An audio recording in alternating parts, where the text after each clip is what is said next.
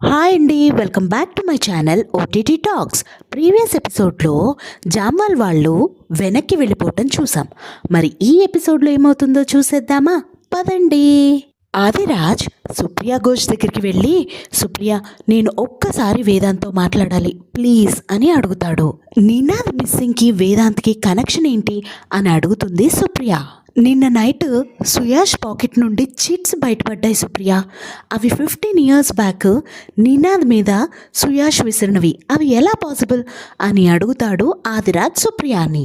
అలాంటి ప్రాంక్స్ ఇప్పటి వరకు ఏమీ మారలేదు. ఒకవేళ ఎవరైనా ఒక ఓల్డ్ బాయ్ తనని ప్రాంక్ చేయటానికి ఆ చిట్స్ తన పాకెట్లో పెట్టుండొచ్చు, లేదా తనే ఇంకెవరినైనా ప్రాంక్ చేసుకోవటానికి తన పాకెట్లో పెట్టుకుని ఉండొచ్చు అని అంటుంది సుప్రియ. కానీ సడన్గా వేదాంత్ నా దగ్గరకు వచ్చి, ఆదు ఐఎమ్ ఫైటింగ్ బ్యాక్ అని అన్నాడు. నేను ఈ మాటలో 15 years బ్యాక్ నినాద్కి చెప్పాను సుయాష్ ఈ చిట్స్ తన మీద విసిరినప్పుడు అని అంటాడు ఆదిరాజ్ సుప్రియతో. మీరు నినాద్తోటే కాదు వేదాంత్తో కూడా సేమ్ మాటలు చెప్పారు. ఆ షాడో బాయ్ గురించి ఫైట్ బ్యాక్ చేయాలని ఇలాంటివన్నీ చెప్పుకొచ్చారు అని అంటుంది సుప్రియ ఆదిరాజ్తో. మీరన్నిటికీ ఏదో ఒక లాజిక్ ఎక్స్ప్లెయిన్ చేస్తున్నారు, కానీ నాకు ఇక్కడ ఏదో జరుగుతుంది అనిపిస్తుంది అని అంటాడు ఆదిరాజ్. ఆదిరాజ్, మీకు యాంగ్జైటీ ఉంది, మీ ఫ్రెండ్ మాలవిక మీ గురించి కంగారు పడుతుంది. నినాద్కే కాదు వేరే వాళ్ళకు కూడా మీ మీద ప్రేమ ఉంది, ప్లీజ్ ఇవన్నీ ఆపేయండి అని అంటుంది సుప్రియ ఆదిరాజ్తో. సుప్రియ, ప్లీజ్ నా మాట వినండి. నినాద్ 15 yearsగా కనిపించడం లేదు. స్కూల్ వాళ్ళు తన బ్యాచ్ మేట్స్కి కూడా ఇన్ఫార్మ్ చేయలేదు. అలా చెప్పుంటే ఇన్వెస్టిగేషన్లో మేము కూడా హెల్ప్ చేసి తన్ని వెతికేవాళ్ళం. లాస్ట్ డే స్కూల్లో ఏం జరిగిందో ఎవరికో ఒకళ్ళకి తెలుసుంటుంది కదా. స్కూల్ రికార్డ్స్ నుంచి వాడి పేరు దాచారు.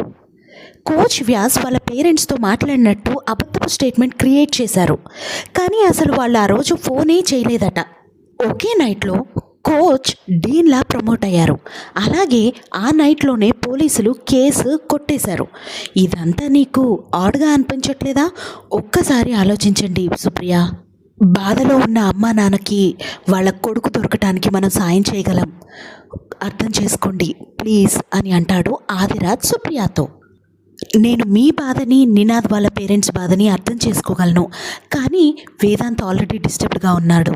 మీరు వాడిని ఇందులో ఇన్వాల్వ్ చేయడం నేను ఒప్పుకోను. సారీ, మీ ప్రాబ్లంకి మీరే సొల్యూషన్ వెతుక్కోవాలి అనుకుంటూ సుప్రియ అక్కడి నుంచి వెళ్ళిపోతుంది. అక్కడి నుంచి సుప్రియ ప్రొజెక్టర్ రూమ్కి వస్తుంది. అక్కడ పిల్లలందరూ సినిమా చూస్తూ ఉంటారు. ఈ మూవీ ఐడియా బాగుంది సుప్రియ, అట్లీస్ట్ పిల్లలందరూ నవ్వుతున్నారు అని అంటారు అక్కడున్న టీచర్. ఈలోపు సుప్రియకి కాల్ వస్తుంది. కాస్త వేదాంత్ని చూసుకుంటూ ఉండండి అని కాల్ మాట్లాడటానికి వెళ్ళిపోతుంది సుప్రియ. ఇక మరోవైపు బయట డ్రింక్ చేస్తున్న ఫ్రెండ్స్ జామ్వాల్ని, మీరు బయటికి వెళ్ళొచ్చారా, మేము గేట్ బయటికి వెళ్ళటానికి కూడా మాకు పర్మిషన్ లేదు అని అంటాడు. రే సుయాష్ మన ఫ్రెండ్రా, మాలవిక భయపడుతూ ఉండింది, అందుకనే తన్ని రిలాక్స్ చేయడానికి బయటికి తీసుకెళ్లాను. ఒక డ్రైవ్కి వెళ్ళి వెనక్కి వచ్చేసాం అంతే అని అంటాడు జామ్వాల్. ఓ ఐఎమ్ సారీ, ఇప్పుడు తను ఓకేనా అని అంటాడు పార్థ్ అనే ఫ్రెండ్. తను కాసేపు ఒంటరిగా ఉండాలనుకుంటుంది అని అంటాడు Jamwal. Okay, by the way ఆదిరాజ్ని ఇక్కడేం చూసారా అని అడుగుతాడు పార్థ్. 5 నిమిషాల క్రితమే తన రూమ్కి వెళ్ళటం చూశాను అని అంటారు అక్కడ ఉన్న ఫ్రెండ్స్. తర్వాత ఏం జరిగింది అనేది నెక్స్ట్ ఎపిసోడ్లో చూసుకుందాం. ఇలాంటి ఎపిసోడ్స్ మీకు ఎన్నో కావాలి అనుకుంటే నా ఛానల్ని సబ్స్క్రైబ్ చేసుకోండి. Thank you so much for watching. Bye.